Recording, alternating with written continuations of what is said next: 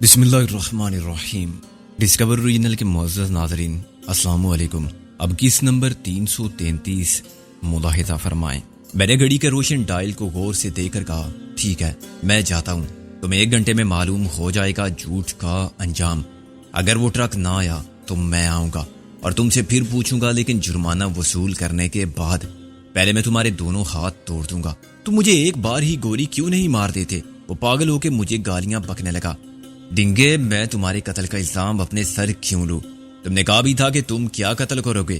ملازم سرکار، میں واقعی قتل نہیں کروں گا، لیکن میں تم کو موت سے زیادہ سخت سزا دے سکتا ہوں۔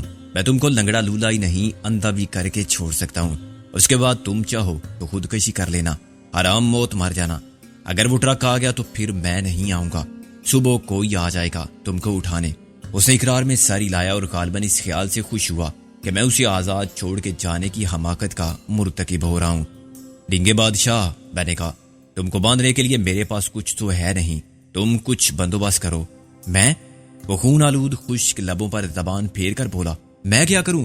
تم یہ کرو کہ اپنا آزار بند نکال کے مجھے دو۔ میں نے کہا، یہ کیسے ہو سکتا ہے؟ سب کچھ ہو سکتا ہے۔ میں نے کہا، تم شلوار کو اوپر ایسے باندھ لو جیسے دھوتی باندھتے ہیں۔ رانا صاحب، میں کہیں نہیں جاؤں گا، میری طرف سے تم جہنم میں جاؤ۔ میں نے کہا، پہلے وہ کرو جو میں کہہ رہا ہوں، ورنہ تم جانتے ہو کہ یہ کام میں بھی کر سکتا ہوں۔ ڈنگے نے بادل نخواستہ تعمیل کی۔ اس کا ریشمی آزار بند خاصا لمبا تھا۔ جب وہ شلوار کو کمر کے گرد گیرا دے کر فارغ ہوا تو میں نے اسے ایک درخت کے ساتھ کھڑا کیا اور اس کے دونوں ہاتھ تنے کے پیچھے سے گزار کے ایک ساتھ باندھ دیے۔ 8-10 بار اس کی کلائیوں کے گرد لپیٹنے کے بعد میں نے اس ریشمی ڈوری کو ایسے گیرا دی کہ ڈنگا لاکھ کوشش کرتا اسے ڈھیلا نہیں کر سکتا تھا۔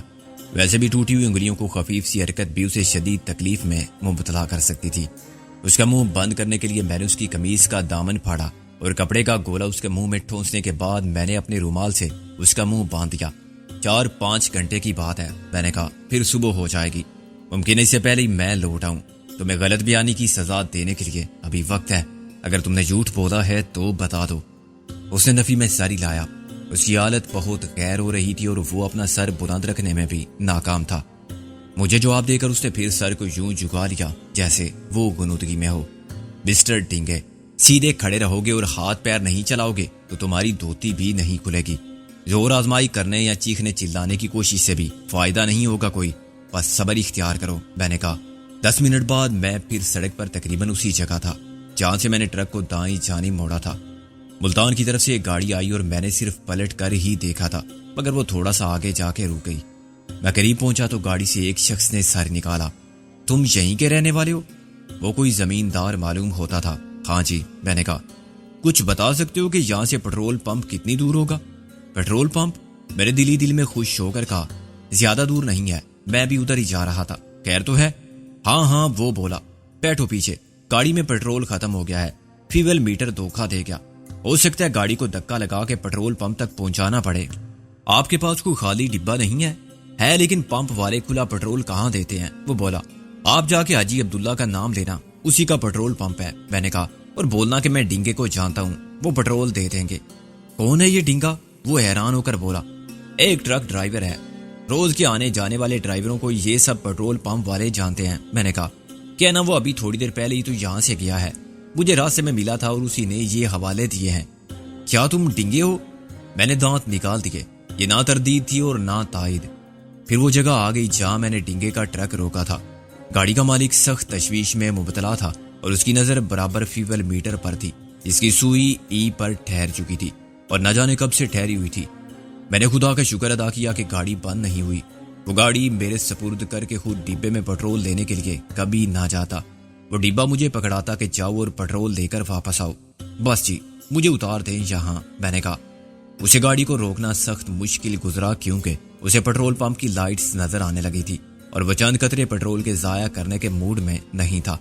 اس نے کار کو آہستہ کیا اور بولا، چلو اترو، گاڑی بند ہو گئی تو خواہ مخواہ پریشانی ہوگی۔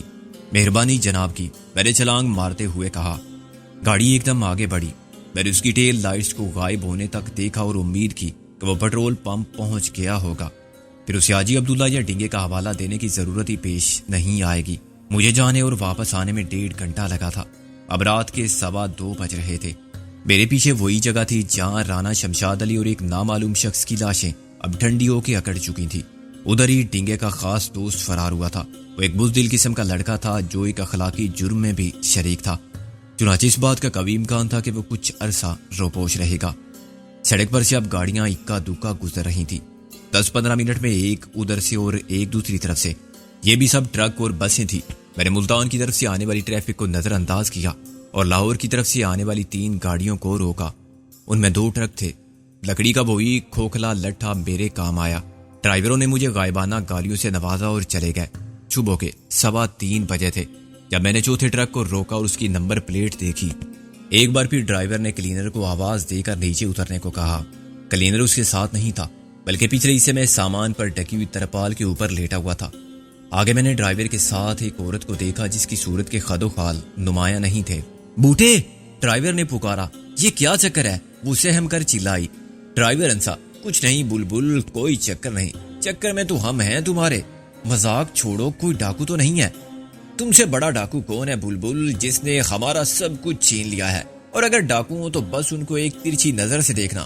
اوے آرام دے بوٹے، کیا ہے استاد جی؟ اوے تھلے آ فٹافٹ، استاد نے کہا، اور عورت نہ جانے کیوں چلائی۔ بوٹا نیچے اترا اور ٹرک کے آگے سے درخت کا تنا ہٹانے گیا۔ میرے لیے اتنی مہلت کافی تھی۔ میں نے مشین گن کو وہیں پھینکا اور ریوالور کافی سمجھتے ہوئے ٹرک کے پچھلے حصے میں چڑھ گیا۔ مجھے اندازہ ہوا کہ ترپال کے نیچے آدھے حصے میں بوریاں ہیں اور باقی آدھے میں کریٹ ہیں۔ میں آخری حصے میں ساکت ہو کر لیٹ گیا۔ ایک جگہ سے میں نے ترپال کو تھوڑا سا اوپر اٹھا دیا اور اس طرح کچھ محفوظ ہو گیا۔ اب بوٹا اوپر آتے مجھے نہیں دیکھ سکتا تھا۔ بوٹا چند منٹ میں بڑبڑاتا ہوا اوپر آیا۔ اسے سخت گیلا تھا کہ استاد نے اسے اتنی بلندی سے نیچے اترنے کی زحمت کیوں دی، مگر اپنی عاشقی معشوقی نہیں چھوڑی۔ کیا تھا اگر خود اتر جاتا؟ مگر اس کی تو شان گھٹتی تھی، بس روب جاڑنا مقصد تھا اپنی معشوق کے سامنے۔ ٹرک اس کے اوپر پہنچنے سے بہت پہلے چل پڑا تھا۔ بوٹے کی ساری توجہ توازن برقرار رکھتے ہوئے اپنی جگہ تک پہنچنے پر مرتکز تھی۔ نیچے ٹرک کے انجن کا شور تھا۔ ڈرائیور اپنی معشوق سے اٹکیلیاں کر رہا تھا اور اس کی تفریح طبع کے لیے فلم یکے والی کا ایک کیسٹ بجا رہا تھا۔ چنانچہ میں نے بوٹے کو دبوچا اور ایک لمحے کا توقف کیے بغیر یا رحم دلی کے جذبات کی مداخلت سے پہلے ہی اسے سڑک کے کنارے کی طرف اچھالا تو بوٹے کی فریاد استاد جی کے کانوں تک نہیں پہنچی۔ میں نے صرف اتنی احتیاط کی تھی کہ بوٹے کو پکی سڑک پر نہیں پھینکا تھا تاکہ اسے چوٹ کم آئے اور وہ مرنے سے بچ جائے، لیکن بے ہوش ہو جائے تو کسی گاڑی سے کچلا نہ جائے۔ یہ احساس تو مجھے حرام کے بوٹے کو پھینک دینے کے بعد آیا کہ وہ کون تھا۔ ابھی 2 گھنٹے پہلے اس نے مکھرجی کی لاش کو کتوں کے سامنے ڈالا تھا۔ وہ عبداللہ کے بچ جانے والے زرخرید غلاموں میں سے ایک تھا جسے بطور خاص ٹرک کے ساتھ اس لیے بھیجا گیا تھا کہ وہ راستے کی دشواریوں سے نمٹنے میں ڈرائیور کی مدد کر سکے۔ وہ بھی اس پاجی کا خاص آدمی تھا۔ مجھے اس کے انجام پر بالکل تعصب کا احساس نہ رہا۔ ڈرائیور کی صورت میں نے ابھی تک نہیں دیکھی تھی اور مجھے یہ بھی معلوم نہیں تھا کہ وہ عورت کون ہے۔ ڈنگے کے ساتھ بھی ایک لڑکا تھا، مگر مجھے عبداللہ سے یہ امید نہ تھی کہ وہ کسی ڈرائیور کے ساتھ اس کی معشوق کو بھی پروانہ راہداری دے گا۔ معشوق کو خود ڈرائیور نے بے ٹکٹ مسافر کی طرح بٹھایا تھا، یا وہ بھی کوئی افسر بیکار خاص تھی۔ ایک حادثے کے بعد جس میں بادشاہ گل مارا گیا تھا اور اسلحے کی کھیپ کا راز فاش ہوتے ہوتے رہ گیا تھا، عبداللہ کوئی خطرہ مول نہیں لے سکتا تھا کہ مال کسی غیر ذمہ دار شخص کے حوالے کر دے۔ میرے لیے مال کا جائزہ لینا بھی مشکل تھا۔ اصل مال نیچے دبا ہوا ہو سکتا تھا۔ یہ بھی ممکن تھا کہ بوریوں میں اناج ہو اور اسی میں گولیاں بھی ہوں۔ ٹرک اگر کراچی جا رہا تھا تو 650 میل کا سفر باقی تھا اور یہ مسافت ختم ہونے سے پہلے ہی میرا اور ڈرائیور کا تعارف ہو جانا یقینی تھا۔ میں سوچنے لگا کہ مجھے کیا کرنا چاہیے۔ کیا میں ڈرائیور کو کسی ٹرک سٹینڈ تک پہنچنے دوں؟ ملتان سے پہلے شیر شاہ پر ٹرک والے عموماً چائے ناشتے کے لیے رکتے ہیں۔ وہاں ڈرائیور نے بوٹے کلینر کی جگہ مجھے پایا تو وہ ہنگامہ کھڑا کر دے گا۔ ٹرک ڈرائیوروں کی برادری کے اتنے لوگ جمع ہو جائیں گے کہ میری آواز بھی ان کے شور میں دب جائے گی اور وہ میری سنے بغیر مجھے پولیس کے حوالے کر دیں گے۔ اس کے بعد رہے نام اللہ کا، پولیس والے جانے اور شکاری جانے۔ میں نے طے کیا کہ صبح کا اجالا پھیلنے سے پہلے ہی مجھے ٹرک پر قبضہ کر لینا چاہیے۔ اکیلے ٹرک ڈرائیور سے نمٹنا کوئی مشکل کام نہیں تھا۔ میں اوپر سے ایک بار دردناک ہائے بلند کرتا تو ڈرائیور ضرور پوچھتا کہ کیا ہوا، جواب کیوں نہیں دیتا حرام دے بوٹے، اور پھر بھی جواب نہ ملتا تو ٹرک روک کے صورتحال کا جائزہ لینے کے لیے خود نیچے اترتا۔ تشویش میں مبتلا ہوتا تو بقلم خود اوپر آتا، نہ آتا تب بھی کوئی بات نہ تھی۔ میں اوپر سے نیچے آ سکتا تھا۔ براہ راست اس کے اوپر۔ ڈرائیور کو رعایت دینے کا کوئی سوال نہیں۔ اسے مار کے ایک طرف پھینکنے سے عورت کو بھی تابع فرمان بنایا جا سکتا تھا۔ وہ ضرور جانتی ہوگی کہ ڈرائیور کون تھا اور اسے کہاں جانا تھا۔ ابھی میں قطعی فیصلے پر نہیں پہنچا تھا کہ ٹرک گھوم گیا۔ میں نے اوپر سے جا کر دیکھا تو یہ کوئی سائیڈ روڈ تھی۔ گھڑی میں 4:30 بج رہے تھے، جس کا مطلب یہ تھا کہ ٹرک نے لاہور کو تقریباً 100 میل پیچھے چھوڑ دیا تھا۔ میدانوں، کھیتوں اور درختوں کے ایک سے منظر کے باعث کسی اور جگہ کی شناخت صرف سنگ میل سے ممکن تھی، یا اس روڈ سائن سے جو بغلی سڑکوں پر تیر کے نشان سے کسی خاص قصبے یا گاؤں کا پتہ دیتے ہیں۔ ٹرک کی منزل کراچی نہیں تھی، یہ بات تو اب ثابت ہو چکی تھی۔ یہ بھی تقریباً ثابت تھا کہ وہ لڑکی یا عورت ڈرائیور نے اپنی مرضی سے تفریح، تبے اور سفر کو رومانٹک بنانے کے لیے نہیں بٹھائی تھی، اسے ڈرائیور کے ساتھ بھیجا گیا تھا۔ پھر مجھے ایک اور خیال آیا، کیا یہ ممکن نہیں کہ عورت اس ڈرائیور کی بیوی ہو اور اس نے ٹرک صرف بیوی کو گھر چھوڑنے کے لیے موڑا ہو؟ وہ کسی کام سے اس کو جاتے وقت اپنے ساتھ لے گیا ہو اور اب واپسی میں ساتھ ہی لے آیا ہو۔ اسے گھر چھوڑ کے وہ واپس کراچی کا راستہ پکڑے۔ ٹرک اسی وقت پھر گھوما اور ایک نیم پختہ سڑک پر چلنے لگا۔ اندھیرے میں کسی آبادی کے خدوخال نمایاں ہونے لگے۔ کچے مکان اندھیرے میں اپنی پسماندگی کی تصویر نظر آتے تھے۔ یہاں بھی بجلی نہیں پہنچی تھی اور اس اعتبار سے یہاں کے رہنے والے 19ویں صدی سے بھی بہت پیچھے تھے۔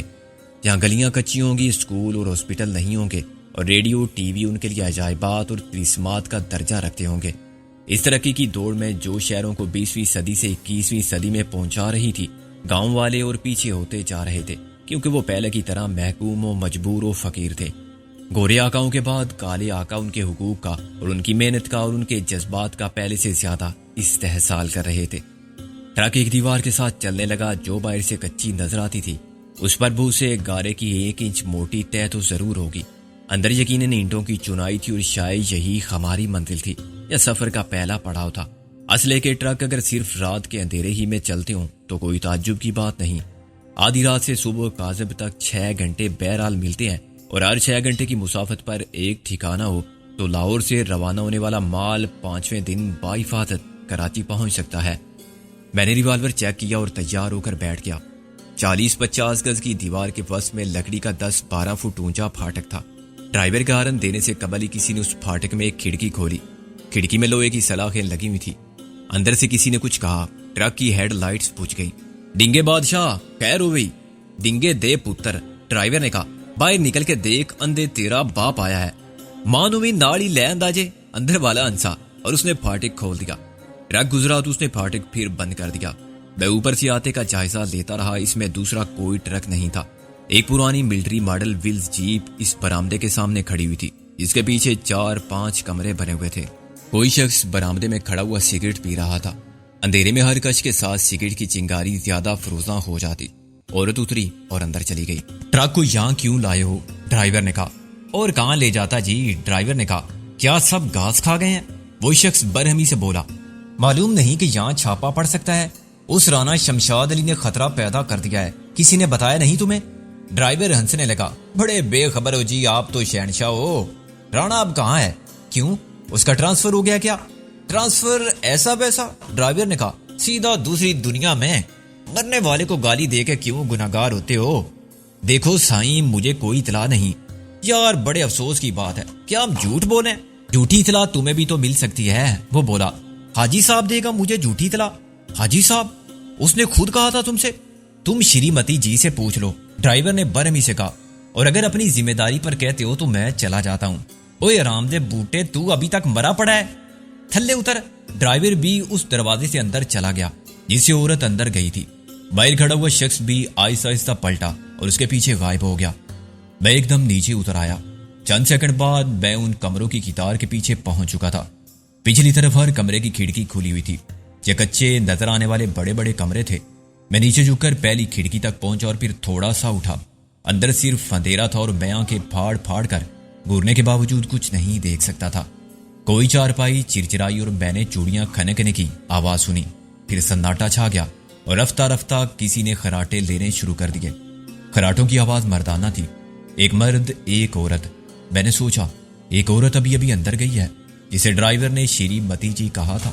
راستے میں اسے بلبل کہہ کے بڑی بے تکلفی جتا رہا تھا اور غالباً اس کے ساتھ کچھ عاشقی معشوقی بھی کر رہا تھا۔ یہاں پہنچتے ہی وہ اس کے لیے شیری متی جی ہو گئی۔ تو کیا وہ مسلمان نہیں تھی؟ میں تھوڑا سا اور آگے بڑھا۔ اور دوسرے کمرے کی کھڑکی سے جھانکنے لگا۔ خاموشی یہاں بھی گہری تھی اور اندھیرے میں کچھ بھی نظر نہیں آتا تھا، لیکن میں نے انتظار کیا اور 2 منٹ بعد اس کا فائدہ ہوا۔ کوئی عورت گہری نیند میں گنگنائی۔ آخری شب کی نیند یا تو بہت کچی تھی یا وہ خواب دیکھ رہی تھی۔ کسی مرد نے کہا، کیا مصیبت ہے؟ میں تیسری کھڑکی پر پہنچا جہاں ایک لالٹین رکھی ہوئی تھی جس کی لو انتہائی کم کر دی گئی تھی۔ برائے نام سی روشنی میں مجھے ایک پارٹیشن نظر آئی۔ کمرے کی اونچائی 12 فٹ کے قریب تھی، چوڑائی بھی شاید اتنی ہی تھی، لیکن لمبائی میرے دائیں بائیں 18 فٹ یا اس سے کچھ زیادہ تھی۔ اس لمبائی کو 8 فٹ اونچی 3 دیواریں اٹھا کے اس طرح تقسیم کیا گیا تھا کہ کمرے میں 6 فٹ چوڑے اور 12 فٹ لمبے 3 کمرے یا کیبن بن گئے تھے۔ ہر کیبن اوپر سے کھلا ہوا تھا، لیکن باہر کی طرف سب کے دروازے الگ تھے اور یہ دروازے بند تھے۔ لالٹین کی روشنی راہداری تک محدود تھی۔ کھڑکیاں کھلی رکھنے کا مقصد تازہ ہوا کی فراہمی کے سوا اور کچھ نہ تھا۔ اندر کی تقسیم نے ایک بڑے کمرے کو 3 افراد کے لیے قابل استعمال بنا دیا تھا، اور جیسا کہ میں آوازوں کو سننے کے بعد سوچنے پر مجبور تھا، یہ ایک پرائیویٹ عشرت کدہ نائٹ کلب یا ایسی ہی کوئی جگہ تھی جہاں پر بدگماش مرد اور بد کردار عورتیں اکٹھے ہوتے تھے۔ سوال یہ تھا کہ اس دور افتادہ گاؤں میں جہاں بجلی نہ ہونے کی وجہ سے ایئر کنڈیشنر تو کیا پنکھے تک نہ تھے اور عیاشی کے اسباب بھی محدود تھے، کسی نے یہ سب اہتمام کیوں کیا تھا؟ میرے پاس زیادہ دیر باہر رہ کے سوچنے کے لیے وقت نہ تھا۔ بہت جلد بوٹے کی غیر موجودگی کا راز خود بخود فاش ہو جاتا۔ اس دشمن کے گلے میں میرا چھپنا بہت مشکل تھا، جس کا پورا جغرافیہ ابھی تک میری سمجھ میں نہیں آیا تھا۔ سب سے زیادہ حیرت مجھے اس عورت پر تھی جو ڈرائیور کے ساتھ آئی تھی۔ وہ کسی اندھیرے کمرے میں غائب ہو گئی تھی۔ اس کے پیچھے جانے والا ڈرائیور کہاں گیا تھا اور جو شخص برآمدے میں پہلے سے موجود تھا وہ کہاں تھا؟ میں کسی کے باتیں کرنے کی آواز بھی نہیں سن رہا تھا۔ یہ فرض کرنا محال تھا کہ وہ سرگوشیوں میں گفتگو کر رہے ہوں گے۔ ایسا انہوں نے باہر ضروری نہیں سمجھا تھا، تو اندر ان کو ڈرنے کی کیا ضرورت تھی؟ یہ بھی ناممکن تھا کہ وہ اندھیرے ہی میں بیٹھے ہوں۔ ڈرائیور کو اور اس عورت کو 100 میل تک سڑک میں سفر کے بعد کم سے کم ایک پیالی چائے کی ضرورت ہوگی۔ اگر وہ سوئیں گے تب بھی کپڑے وغیرہ تو بدلیں گے، اور ایک دوسرے سے کوئی بات کیے بغیر ان کے سونے کا کیا سوال؟ صاف بات یہ نظر آتی تھی کہ وہ کسی زیر زمین کمرے میں اتر گئے ہیں جہاں وہ اطمینان سے بیٹھے ہوں گے۔ میرا ذہن اوپر کے کمروں میں موجود افراد کو بھی مختلف زاویہ نظر سے دیکھنے لگا تھا۔ وہ سب غدار بھی ہو سکتے تھے، ایسے بے ضمیر لوگ بھی ہو سکتے تھے جو پیسے کی یا عورتوں کے چکر میں پھنس گئے تھے اور اب دشمنوں کے ہاتھوں میں کھیل رہے تھے۔ عورت کو جال کے طور پر استعمال کرنے کا حربہ بہت پرانا ہے۔ یہ عورتیں بھی شکاری ہوں گی جو احمق مردوں یا نا تجربہ کار لونڈوں کو پھانستی ہوں گی، اور جب وہ پھنس جاتے ہوں گے تو انہیں بلیک میل کیا جاتا ہوگا۔ اس ڈرائیور نے شریمتی جی کہا تھا تو شاید سب بگل دیا تھا۔ میں ہی احمق تھا کہ اتنی دیر میں سمجھا۔ اس وقت میں نے طے کیا کہ اب واپسی کا راستہ اور دروازہ تو بند ہے۔ آگے بڑھنے کے لیے مجھے کیا کرنا چاہیے؟ ٹرک میں سے کوئی مشین گن تلاش کر کے لانی چاہیے یا 2 ریوالوروں کی قوت کے سہارے اندر داخل ہو جانا چاہیے؟ مجھے ڈینگے کا خیال آیا۔ اس نے اپنی سیٹ کے نیچے مشین گن چھپا رکھی تھی۔ کیا اس ڈرائیور کے پاس اپنی حفاظت کے لیے کچھ نہیں ہوگا؟ میں تیزی سے کوئی آہٹ کیے بغیر واپس ہوا۔ ٹرک تک جاتے ہوئے میں نے افق پر سفیدی کو پھوٹتا دیکھا۔ یہ صبح کاذب تھی، کچھ دیر کے لیے پھر اندھیرا غالب آئے گا اور اس کے بعد صبح آئے گی۔ سونے والے جاگ اٹھیں گے اور آدھے گھنٹے بعد مجھے پناہ دینے والا اندھیرا بھی نہ ہوگا۔ میں نے ٹرک کا دروازہ کھولا تو اس کی آواز سے خود ہی ڈر گیا، لیکن اب ڈرنے اور دبک کر بیٹھنے کے لیے وقت نہیں تھا۔ میں نے ایک ہاتھ سے سیٹ اٹھائی اور پلٹ کر دیکھا، ابھی تک باہر کوئی نہیں آیا تھا۔ میرا ہاتھ فوراً سیٹ کے نیچے گیا اور جب مشین گن کے ساتھ باہر آیا تو میرا حوصلہ 2 گنا ہو گیا۔ میں اسی طرح جھکے واپس ہوا۔ پہلی کھڑکی سے اندر اترتے ہوئے میں نے پوری احتیاط سے کام لیا۔ میں قبل از وقت خون خرابے کے حق میں بہرحال نہ تھا۔ میں نے پنجوں پر چلتے ہوئے راہداری میں آگے بڑھنا جاری رکھا اور ایک دروازے کو آہستہ سے دباتا گیا۔ وہاں 1 سے 12 دروازے تھے اور ہر دروازے کے پیچھے کا منظر میں چشم تصور سے دیکھ سکتا تھا۔ 7واں دروازہ خلاف توقع پیچھے ہو گیا۔ میں نے اندر کسی چٹکی کے گرنے کی آواز بھی نہیں سنی تھی۔ شاید وہ دروازہ کھلا رہ گیا تھا یا اندر سے اسے بند نہیں کیا جا سکتا تھا، چنانچہ اسے بھیڑ دیا گیا تھا۔ میں نے اسے تھوڑا سا اور دھکیلا اور دل ہی دل میں دعا مانگی کہ اس کے قبضے آواز نہ کرے۔ دروازہ کچھ اور کھل گیا۔ بہت آہستہ آہستہ میں نے اپنا راستہ بنایا اور اس کیبن میں داخل ہو گیا۔ کمرے میں ایک ہی ڈبل بیڈ تھا، مگر اس پر سونے والے 2 تھے جو یکجان 2 قالب ہوئے پڑے تھے۔ اس منظر نے میرے ذہن کو غیر متوقع صدمہ نہیں پہنچایا، کیونکہ میں اس کے لیے پہلے سے تیار تھا، اور میرے جذبات میں کوئی خلچل نہیں مچائی، کیونکہ میں اس وقت آنکھوں سے دیکھ رہا تھا اور دماغ سے سوچ رہا تھا۔ میرا جسم عمل کے بعد پوری طرح مستعد تھا، لیکن اس عمل میں دل کے جذبات کا ذرا بھی دخل نہ تھا۔ دروازے کو پھر اسی طرح بیڑنا کہ وہ باہر سے دیکھنے والے کو بند نظر آئے دوسرا مشکل مرحلہ تھا جو میں نے کامیابی سے سر کیا۔ پھر میں بے سود اور مدہوش ہونے والوں کے سر پر جا کھڑا ہوا۔ لڑکی 22-24 سال کی اور خاصی دلکش تھی۔ اس کا رنگ مجھے اندھیرے میں سانولا سا لگا۔ مرد بھی اسی کا ہم عمر محسوس ہوتا تھا۔ میری آنکھیں اب اندھیرے میں دیکھنے کے قابل ہو گئی تھی۔ جھک کر دیکھنے سے مجھے لڑکی کے ماتھے پر بندیا نظر آئی۔ اس نے میرے فیصلے کو آسان بنا دیا۔ میں نے صرف ایک بار کیا۔ لڑکی کا جسم تڑپا۔ مرد ایک دم خڑبڑا کے اٹھا تو میں نے اسے یوں دبوچ لیا کہ اس کے حلق سے آواز باہر نہ نکل سکے۔ وہ پھٹی پھٹی آنکھوں سے اس عورت کو دیکھتا رہا جس کا بے لباس اور بے آبرو جسم موت کے کرب میں بل کھا رہا تھا۔ میرے وار نے اس کی گردن توڑ دی۔ دیکھو، میں نے اس طوائف کو مار ڈالا ہے۔ میں نے اس سہمے ہوئے نوجوان کے کان میں سرگوشی کی۔ اسی طرح میں تمہاری گردن بھی توڑ سکتا ہوں، لیکن تمہاری جان بخشی بھی کر سکتا ہوں اگر تم خاموش رہنے کا وعدہ کرو اور میرے ساتھ تعاون کرو۔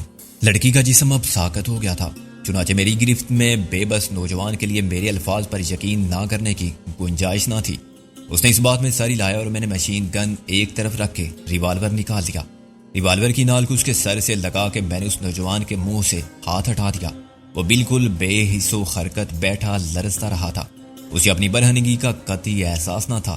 اچانک میرے کانوں نے ایک زنانہ خنسی کی صدا سنی۔ پھر کسی مرد نے کہا، وہ کلینر خرامدہ بوٹا، وہ تمہارے ساتھ آیا تھا تو اندر کہاں غائب ہو گیا؟